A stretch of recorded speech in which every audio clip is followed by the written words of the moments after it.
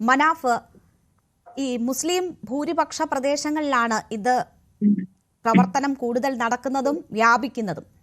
മുസ്ലിങ്ങളെ തമ്മിൽ ഭിന്നിപ്പിക്കാനാണ്, മുസ്ലിങ്ങൾക്കിടയിൽ ഭിന്നിപ്പുണ്ടാക്കുകയാണ് ലക്ഷ്യമെന്ന് പേരോട് സഖാവി ഉൾപ്പെടെ ഇതിനെതിരെ വിമർശനം ഉന്നയിക്കുന്നു. NDF-ന്റെ വരവിനെ ചൂണ്ടിക്കാണിച്ചുകൊണ്ടാണ്, കളരി അഭ്യസിപ്പിച്ചുകൊണ്ട് വരുന്ന വരവ് ചൂണ്ടിക്കാണിച്ചുകൊണ്ടാണ് സമുദായത്തിനുള്ളിൽ നിന്ന് തന്നെയൊക്കെയുള്ള വിമർശനങ്ങൾ ഉയരുന്നത്. അങ്ങനെ സമുദായത്തിനുള്ളിൽ തന്നെ സംശയമുണ്ടാക്കത്തക്ക തരത്തിലുള്ള പ്രവർത്തനങ്ങളാണ് ഈ കൂട്ടായ്മയുടെ ഭാഗത്തു നിന്നും ഉണ്ടാകുന്നത് എന്നത് വളരെ ഗൗരവമുള്ളതല്ലേ?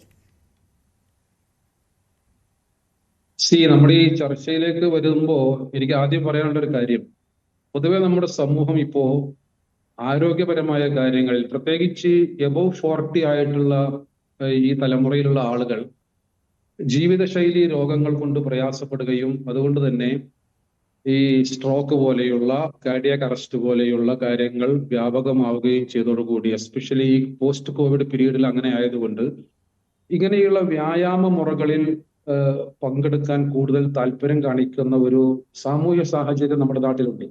അത് നമ്മൾ ആദ്യം മനസ്സിലാക്കണം. അങ്ങനെയുള്ള ആളുകൾക്ക് അഫോർഡബിൾ ആയ ഒരു ടൈമാണ് മോർണിംഗ് ഹവേഴ്സ് എന്ന് പറയുന്നത്.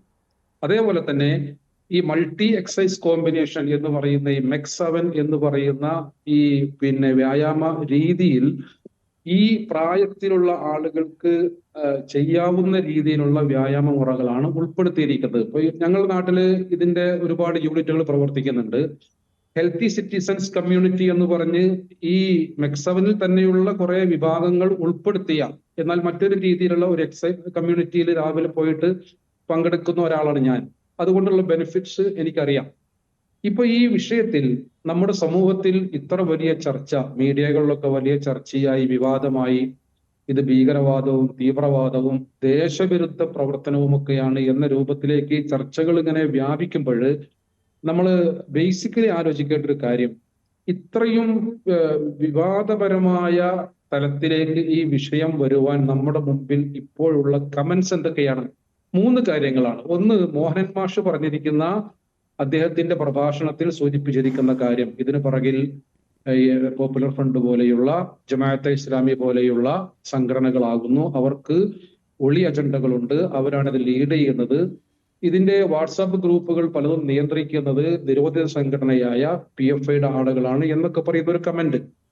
രണ്ടാമതായി, നിങ്ങൾ ചോദ്യത്തിൽ ഉന്നയിച്ചതുപോലെ മുസ്ലിം സൊസൈറ്റിയുടെ അകത്ത് നിന്ന് അത്ര വ്യാപകമായ പ്രതിഷേധമൊന്നുമല്ല. പേരോട് അബ്ദുറഹ്മാൻ സഖാഫി എന്ന് പറയുന്ന കാന്തപുരം വിഭാഗത്തിൽപ്പെട്ട ഒരു പണ്ഡിതൻ നടത്തിയിരിക്കുന്ന ഒരു പരാമർശം, അദ്ദേഹം പറഞ്ഞിരിക്കുന്ന പരാമർശം ഈ ദേശവിരുദ്ധ പ്രവർത്തനവുമായി ബന്ധപ്പെട്ടതോ അല്ലെങ്കിൽ രാജ്യദ്രോഹപരമായി ബന്ധപ്പെട്ടതോ ഒന്നുമല്ല. അദ്ദേഹം പറഞ്ഞിരിക്കുന്നത് തികച്ചും വ്യത്യസ്തമായ ഒരു ആരോപണമാണ്. അതെന്താണ്? സുന്നി ആദർശത്തിൽ ജീവിക്കുന്ന ആളുകളെ സൗഹൃദം നടിച്ച് അവരുടെ ആദർശത്തിൽ നിന്ന് വഴിതെറ്റിക്കുന്നതിന് വേണ്ടി ജമാഅത്ത്, മുജാഹിദ് പോലെയുള്ള സംഘടനകൾ ഒളി അജണ്ടകളുമായി ഉണ്ടാക്കിയ ഒരു പ്രവർത്തനം എന്നാണ് അദ്ദേഹം പറഞ്ഞത്. അതിന്റെ ചുവട് പിടിച്ചുകൊണ്ട് തന്നെയാണ് SYSന്റെ സംസ്ഥാന ഭാരവാഹിയായിട്ടുള്ള സുഹൃത്ത് മുഹമ്മദ് അലി കിലാനൂരിന്റെ ഒരു റൈറ്റപ്പും അദ്ദേഹത്തിന്റെ വിശദീകരണവും കണ്ടത്. അപ്പൊ ഈ 3 കാര്യങ്ങളെ ആസ്പദിച്ചുകൊണ്ട്, പക്ഷെ ഇന്ന് നമ്മുടെ സമൂഹത്തിൽ അത് NDF-ന്റെ വരവുമായി ബന്ധപ്പെട്ടാണ് അതിനെ ഉദാഹരിച്ചിരിക്കുന്നത്. സോറി, കേട്ടില്ല. കിനാലൂർ ഉപമിച്ചിരിക്കുന്നത് NDF-ന്റെ വരവുമായിട്ടാണ്.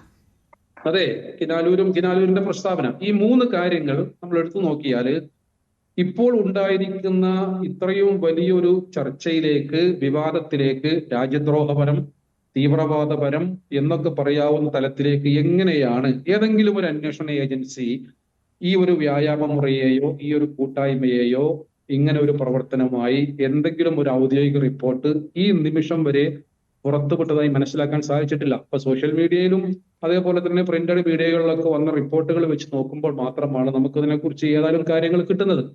അപ്പൊ എനിക്കിത് സൂചിപ്പിക്കാനുള്ളത്, ഇതിൽ പങ്കെടുക്കുന്ന കമ്മ്യൂണിറ്റിയിൽപ്പെട്ട ആളുകൾ നിങ്ങളുടെ ചോദ്യത്തിൽ സൂചിപ്പിച്ചതുപോലെ ഭൂരിഭാഗം മുസ്ലിങ്ങളാണ്. അതുകൊണ്ട് തന്നെ ഇതിൽ ഒളി അജണ്ടകളുണ്ട്. PFI പോലെയുള്ള സംഘടനകൾ അതിനുവേണ്ടി കമ്മ്യൂണിറ്റിയെ ഉപയോഗപ്പെടുത്തുകയാണ് എന്നൊക്കെ പറയുമ്പോൾ, ഒരു പ്രദേശത്ത് ഈ വ്യായാമ മുറ നടക്കുന്ന MEX7 നടക്കുന്ന ഏരിയയിൽ ഭൂരിപക്ഷമുള്ള കമ്മ്യൂണിറ്റി ഏതാണോ അതിലുള്ള ആളുകൾ അതിലുണ്ടാകും. ഇപ്പൊ ചില വിദ്യാലയങ്ങളിൽ മുസ്ലിം കുട്ടികൾ കൂടുതൽ ഉണ്ടാകുന്നത് എന്തുകൊണ്ടാണ്? ആ ഏരിയയിൽ മുസ്ലിം കുടുംബങ്ങൾ കൂടുതൽ ഉള്ളത് കൊണ്ടാണ്. ക്രിസ്ത്യൻ ഡോമിനേഷനുള്ള ഏരിയകളിൽ ക്രിസ്ത്യൻ കുട്ടികളായിരിക്കും, ഹിന്ദു കമ്മ്യൂണിറ്റി കൂടുതലുള്ള ഏരിയകളിൽ ഹിന്ദു വിദ്യാർത്ഥികളായിരിക്കും പഠിക്കുക എന്ന് വെച്ച് ആ സ്കൂളുകളിലെ കമ്മ്യൂണിറ്റിയെ നോക്കിയിട്ട് നമ്മൾ അവിടുത്തെ കാര്യങ്ങൾ വിശദീകരിക്കാറില്ലല്ലോ. അപ്പൊ അതാണ് അതിന്റെ ഒരു ബേസ് എന്ന് പറയുന്നത്. ഇതില് ഇനി എന്തെങ്കിലുമൊക്കെ സംഗതികൾ ഉണ്ടെങ്കിൽ ഇവിടെ പോലീസ് ഉണ്ട്, അതേപോലെ തന്നെ ഇന്റലിജൻസ് ഉണ്ട്, നാഷണൽ ഏജൻസികളുണ്ട്. അവരങ്ങനെയുള്ള കാര്യങ്ങൾ അന്വേഷിച്ച് പുറത്തു കൊണ്ടുവരട്ടെ എന്ന് പറയുകയല്ലാതെ ഇപ്പോൾ തന്നെ കാടടിച്ച് വെടിവെച്ച് ഒരു സമുദായത്തെയും സമൂഹത്തെയും നിർദോഷകരമായി ഈ നിമിഷം വരെ നിർദോഷകരമാണ് എന്ന് 99% നമുക്ക് ഉറപ്പിച്ചു പറയാവുന്ന. ഇവിടെ ഷാക്കിറൊക്കെ പറഞ്ഞതുപോലെ അദ്ദേഹം മെക്സവിൽ തന്നെ പങ്കെടുക്കുന്ന ആളാണ്. ഞാനൊക്കെ മറ്റൊരു ശരി, അത് അദ്ദേഹം സൂചിപ്പിച്ചുവല്ലോ. ഞാൻ താങ്കളിലേക്ക് തിരിച്ചെത്താം.